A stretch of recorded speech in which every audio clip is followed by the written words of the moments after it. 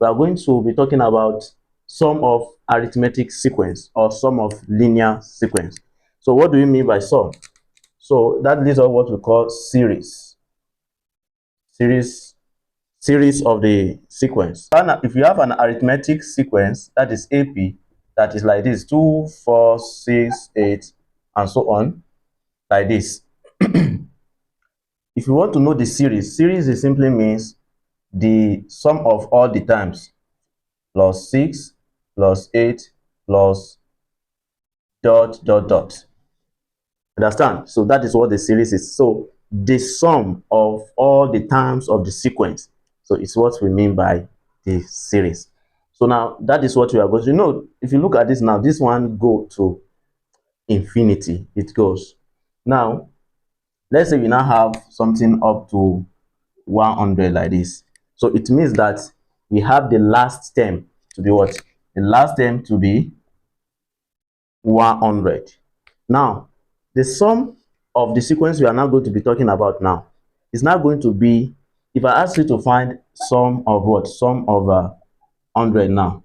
So that means I want you to tell me what will be the sum of this sequence right from 2 till you get to what?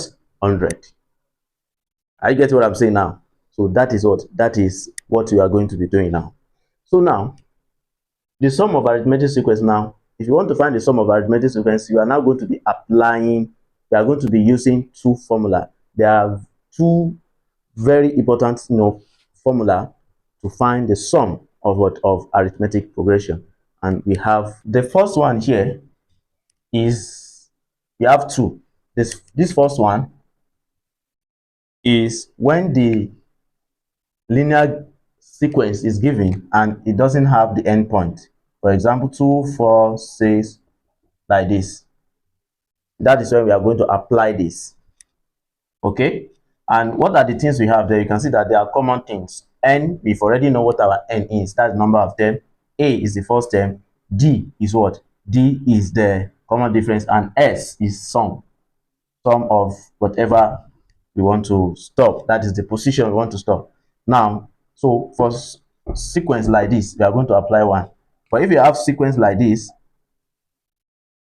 2, 4, 6, and we have maybe 20 like this, the endpoint is given, which is the last time is given. So we are going to what? We are going to use this number 2. We can actually use this one is like general one for this one too. But if the first term and the last terms are given, so to make our work more easier for ourselves, so let's just use this number 2 to get our result for this one. That is for this. If you want to know the sum of all of this one like this, that is plus, plus, plus, and plus. I want to add all of this together, we use this 2. So now this is where we are going to stop for today. So in my next video, so I'm going to see how we can apply this. Thank you so much for watching. Bye.